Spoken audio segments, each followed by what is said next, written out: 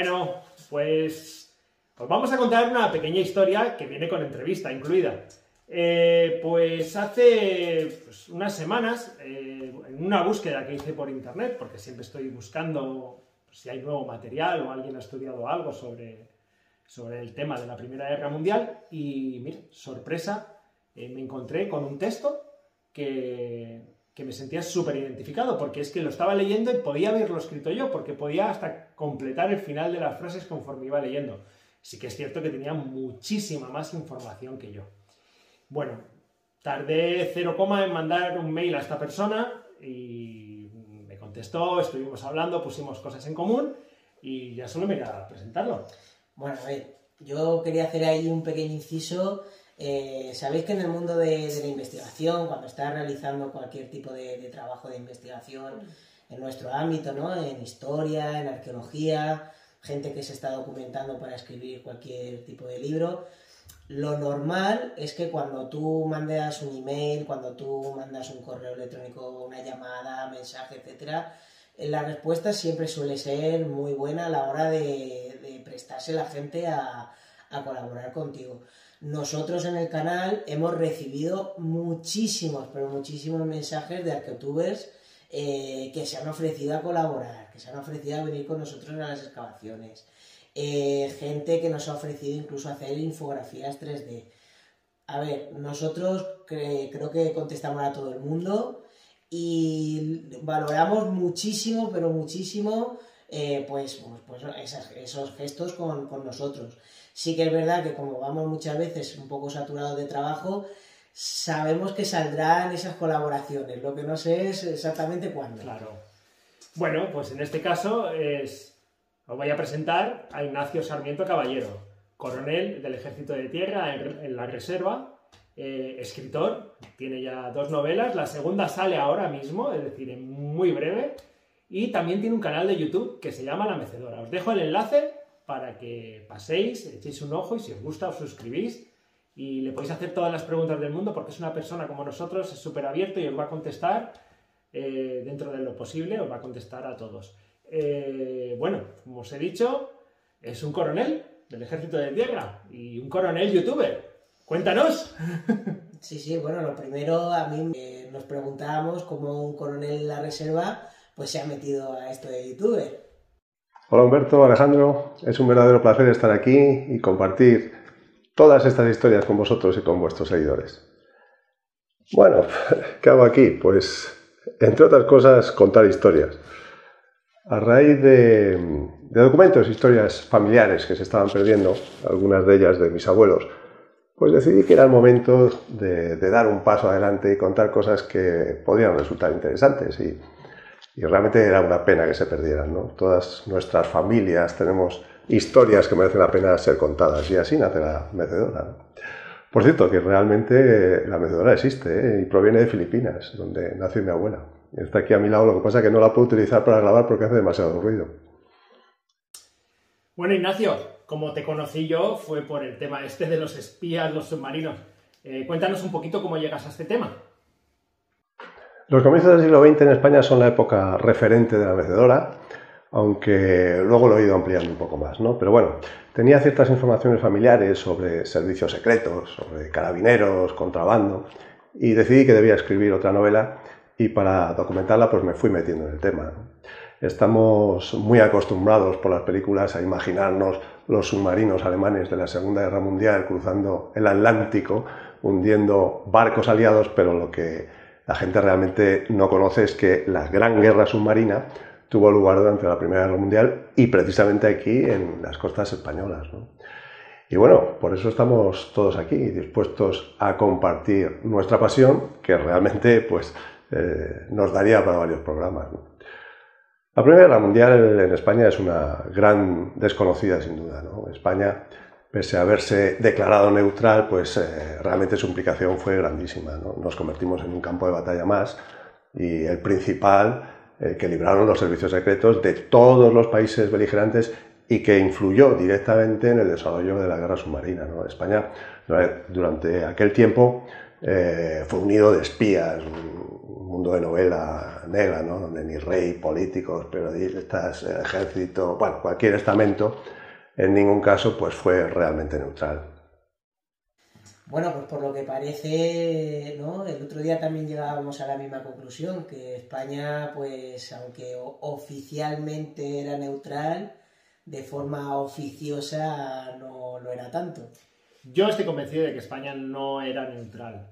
¿Qué opinas, Ignacio? ¿Qué opinas tú sobre la neutralidad española? Bueno, sobre la neutralidad española habría mucho que decir, ¿no?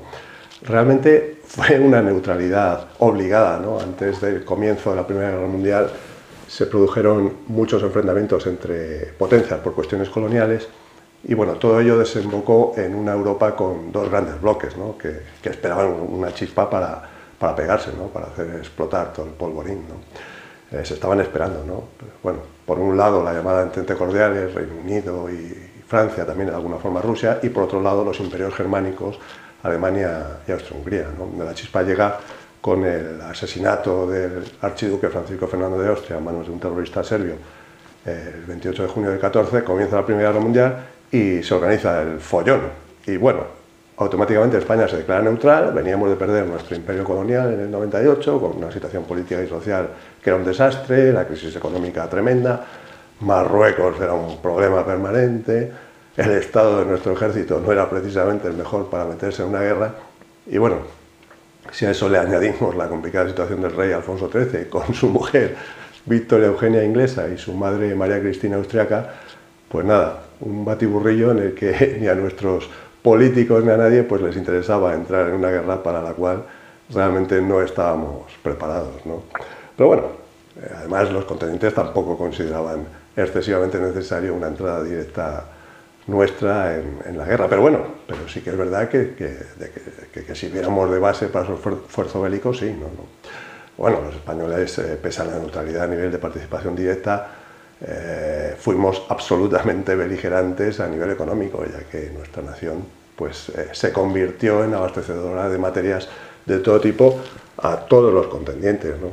De hecho, España a nivel económico fue favorecida por la guerra. Bueno, no España, unos pocos se forraron y los beneficios no redundaron en la vida económica. Realmente aumentó también la crisis económica, ¿no? No nos engañemos, toda la sociedad española, todos los sectores se dividieron en aliadófilos y germanófilos, ¿no? Políticos, aristócratas, militares. Bueno, como he dicho antes, todo el mundo fue tomando partido por alguno de los bandos, ¿no? Aunque realmente nuestros ejércitos no fueran a los campos de batalla, España en ningún caso se mantuvo al margen del conflicto, ¿no? Ya que, como digo, las potencias beligerantes estuvieron combatiendo de forma permanente a través de sus redes de información, de espionaje y contraespionaje, influyendo pues, directamente en nuestra patria. Bueno, Ignacio, estabas comentando que España era un nido de espías. En la prensa lo corrobora. La prensa histórica te dice que está lleno de espías. Claro, pero ¿qué interés tenían el resto de naciones en tener a sus espías aquí en España? Al principio se pensaba que sería una guerra muy corta, ¿no? Pero bueno, tras los primeros 6 meses de enfrentamientos, los contendientes ya empezaron a darse cuenta que la cosa iría para largo y que había que prepararse para una guerra total, ¿no? La guerra económica, pues iba a ser básica, ¿no? Había que dejar al enemigo sin recursos, ¿no? Y España, pues rápidamente comienza a ser importante en la supervivencia de todos los países combatientes, ¿no? Los servicios de información de todos estos países, pues desplegaron rápidamente sus estructuras en España en una carrera alocada por controlarlo todo, invadiendo pues todos los campos para influir, ¿no? Políticos, sociales, económicos. Se dirigió la acción política, tanto el rey como el gobierno. Unas veces se hacía de forma directa, pero bueno, otras a través de los periódicos y volcaban la opinión pública de un lado o de otro, ¿no? Y bueno, incluso se compraban periodistas y las grandes cabeceras, ¿no? Y se presionaba para que se tomaran decisiones, ¿no? Incluso se agitaba el desorden social también, ¿no? Dicen que los franceses organizaron la huelga general del 17, ¿no? Y bueno, controlaban también comunicaciones, buscaban conocer en todo momento los movimientos de los abastecimientos enemigos. Y claro, entraría en juego la guerra contra los barcos mercantes o los trenes de suministro y, por supuesto, se luchó de forma permanente pues, por conseguir todo tipo de información e intoxicar también al enemigo, ¿no? Como digo, todo un mundo de espionaje y contraespionaje. Estoy totalmente de acuerdo. Y ahora vamos a ver si seguimos de acuerdo. ¿Cómo funcionan los servicios de espionaje? Porque yo tengo más o menos claro qué es lo que hacían porque lo relatan en los periódicos. Tanto de aliadófilos se meten con los germanos y los germanos se meten con los aliados. Cuéntanos un poquito. Bueno, hubo un poco de todo, ¿no? Los más avanzados fueron los alemanes, que desde el principio de la guerra pues dieron importancia y se dieron cuenta que España, pese a su neutralidad, íbamos a ser una pieza clave en todo el conflicto, ¿no? Y desde antes de que empezara todo el follón, pues ya habían desplegado muchos agentes y controlaban varias cabeceras de periódicos a través de oficinas que sacaban noticias favorables hacia ellos, ¿no? Más retrasados fueron los británicos, franceses e italianos. Pero bueno, a finales del 16 todos tenían montados ya sus servicios y actuando, ¿no? Los aliados tardaron bastante en estar coordinados durante la guerra, ¿no? Y durante la mayor parte actuaron cada uno por su lado, ¿no? Hasta que no se pusieron de acuerdo, no consiguieron cambiar el signo de la guerra, ¿no? Bueno, sobre la base normalmente de los agregados militares, pues disponían de unas células de actuación en cuya base siempre había españoles, ¿no? Bueno, nosotros en nuestros anteriores vídeos nos hemos centrado mucho en lo que son los barcos hundidos en la costa de Alicante. Pero ¿cómo fue la guerra o la Primera Guerra Mundial en las costas de España?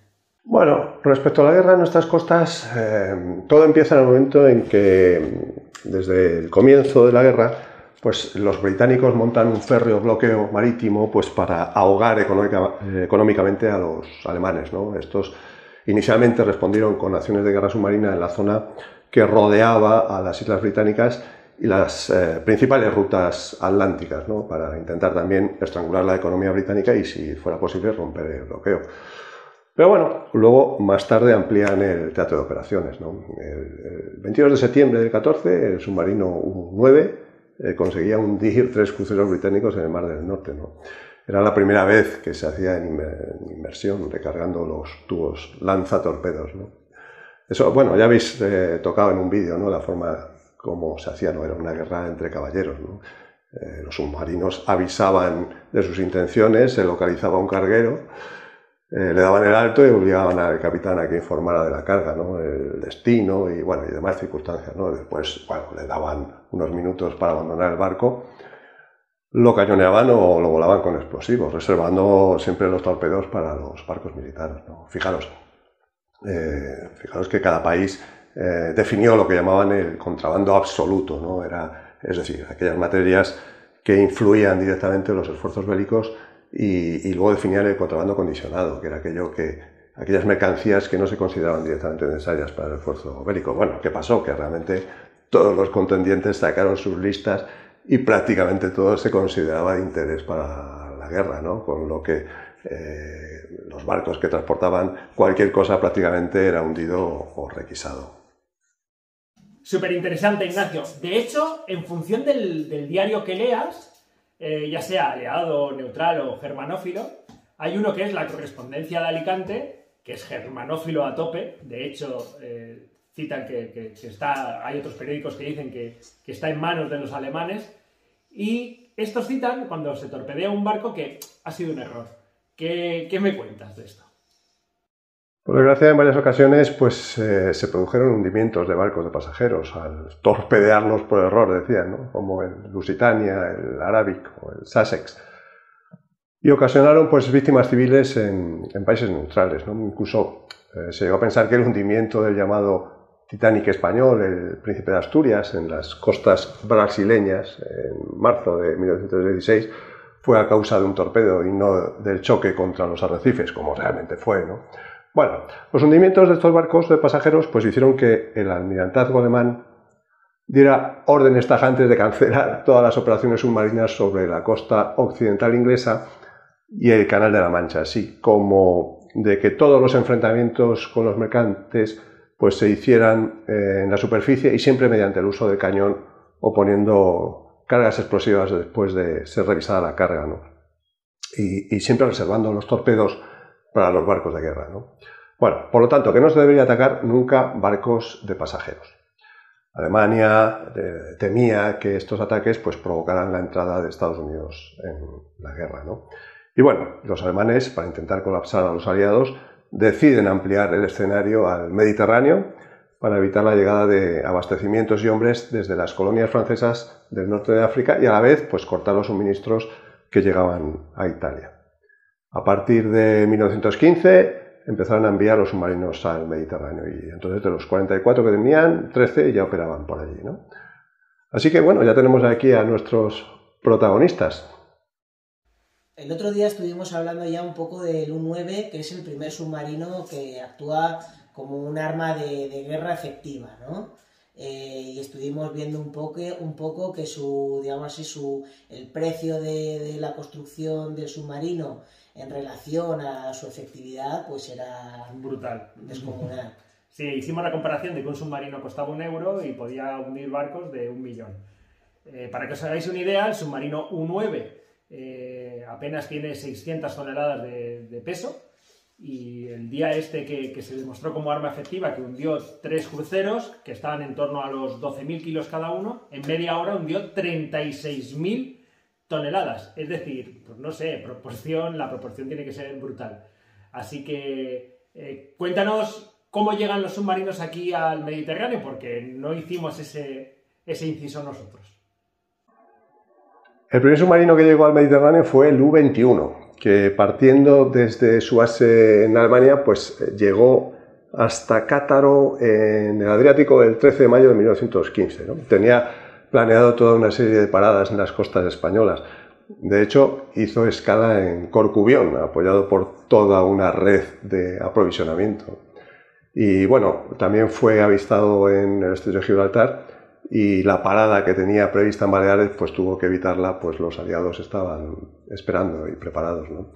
En las costas y los puertos españoles el Servicio Secreto Alemán desarrolló actividades permanentes de contrabando, comunicaciones radiotelegráficas, información, abastecimiento de los submarinos y también acciones directas de sabotaje de los barcos mercantes tanto de aliados como neutrales. De ellos se ocupaba el servicio S. El objetivo principal eran estos buques neutrales y aliados que llevaban carga para el enemigo, ¿no? Se preocupaba atacarlos en los puertos mediante averías de las máquinas, provocando accidentes o con explosivos o incendios, ¿no?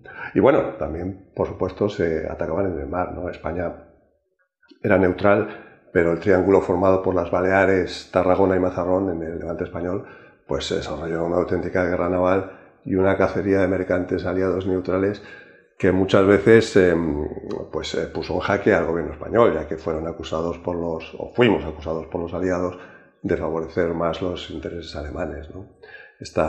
Había una red de agentes desplegados en todos los puertos de España que enviaban a las oficinas del Servicio Secreto Alemán en Madrid pues, decenas de informes que señalaban el movimiento de los buques, entradas y salidas, origen y destino y hasta las posibles rutas que tomarían, ¿no? Durante 1916 los alemanes ya habían montado una red de vigilancia en el Mediterráneo, en ciudades, puertos, pueblos de pescadores, calas, ensenadas. Bueno, se visitaban centros oficiales, embarcaderos y cualquier instalación que pudiera ser de utilidad para sus intereses, ¿no? Compraban voluntades y conseguían simpatizantes, ¿no? Había que evitar la llegada de abastecimientos a los aliados a través del Mediterráneo como fuera.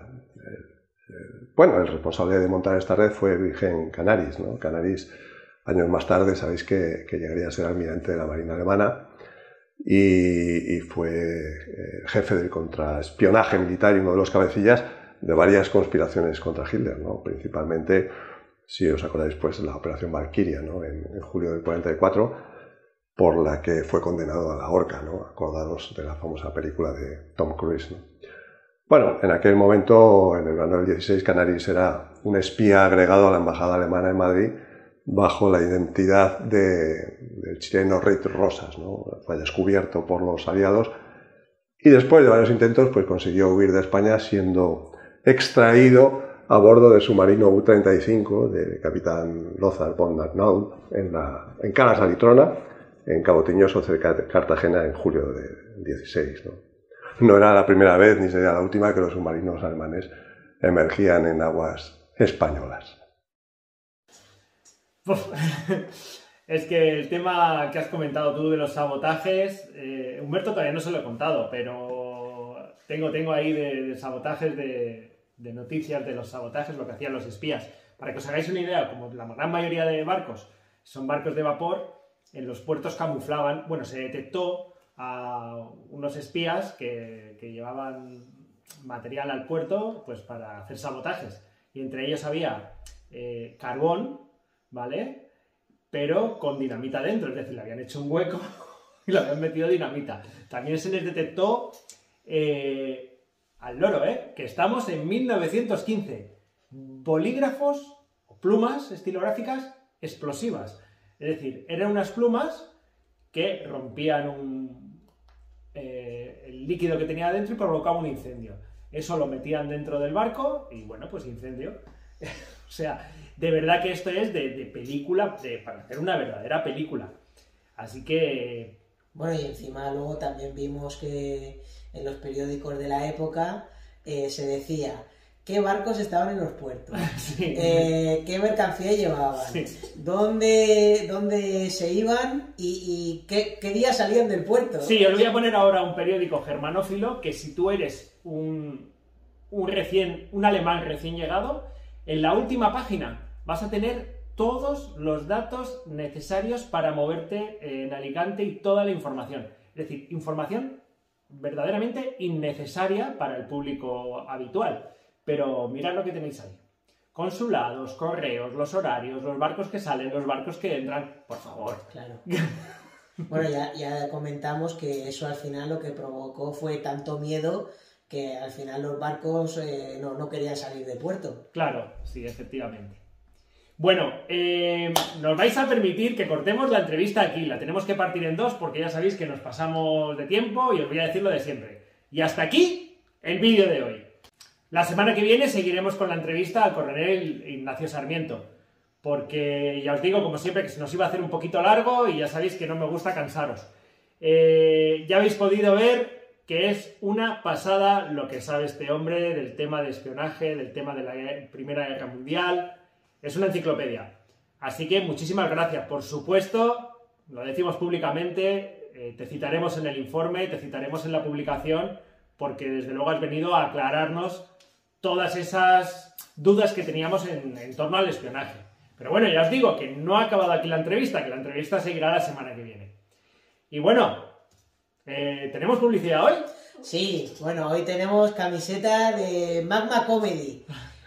¿Quiénes son esta gente de Magma Comedy? Bien, pues mirad, es una asociación de cómicos que está en Elche, muchos cómicos muy famosos, entre ellos pues tenemos a Esculmicias, Juli, el famoso Trino, Fran, Geray, Irene Serrano, María, bueno, Nia, hay un montón de gente allí que pertenecen a esta asociación y que están desarrollando una labor muy importante, que es a través de los monólogos, a través de escribir estos monólogos, pues hay una serie de chavales que lo han pasado muy mal en la vida y gracias a escribir sus malas experiencias en estos monólogos y ser capaces ellos mismos de reírse de sus propias experiencias, pues están superando esos problemas. Porque ya una vez que eres capaz de hablar de ese problema y de reírte de él, ya tienes un gran paso hecho. Entonces, pues bueno, yo también pertenezco a Magma Comedy, lo que yo no me dedico a la comedia, sí que escribo cositas, algún chiste y esas cosas, como digo, yo soy de chistes sin fronteras y hay veces que les hago algunas cositas. Bueno. Y nada más. Y que sepáis, Magma Comedy, que estamos tan raros para que se pueda leer vuestro rótulo. Sí. Es decir, hemos puesto la cámara, no sé cómo, para que se pueda leer todo el vídeo. Y entonces salimos así como que con la cara doblada. ¿Vale? Pues nada, Magma. Bueno. Un grandísimo abrazo, saludo y que os esperamos y que un día vengáis con nosotros a descojonaros de nosotros un poquito. Tenéis todo el permiso del mundo. ¡Hasta luego, Arquetubers! Joder, tío. Al final te... Ya está grabando. ¿Sí que casi se puede hacer algo? Vale, ya. Ay. Pues si te pones así, si viene el colega este a hacernos la broma, ¿qué? ¿Quién? Trino. Sí. Pues bueno. El gran Trino. Le hemos enviado una invitación para que se ría de nosotros, pero creo que a Humberto no le hace falta. A ver, venga. Ay. ¿Qué he dicho? Así no se puede. Vale. Creo que no voy a ir al gimnasio hoy. No voy a ir al gimnasio hoy, pero te voy a inflar a hostias, tío. No me va a hacer falta, ¿eh? Bueno, aquí tenemos a Humberto descojonándose, que no podemos grabar nada, es decir, tenemos apenas una horita y miradlo, ahí está, descojonado perdido.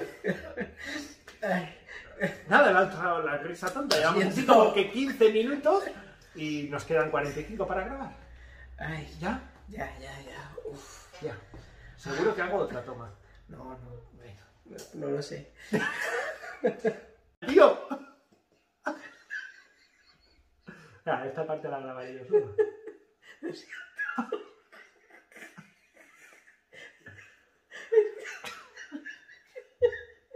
Las 7 y 8 minutos, hace media hora que ha venido. Va a coger unas agujetas de aquí de la barriga y tal. No, si es muy sano. Siento, es que ¿no te ha pasado a ti nunca en el cole? Sí, de descojonarte. Sí, y que no puedes parar de reírte. Pero que tengo ahí un saco de boxeo y tengo los guantes, para darle 4 hostias. Ya está. Venga.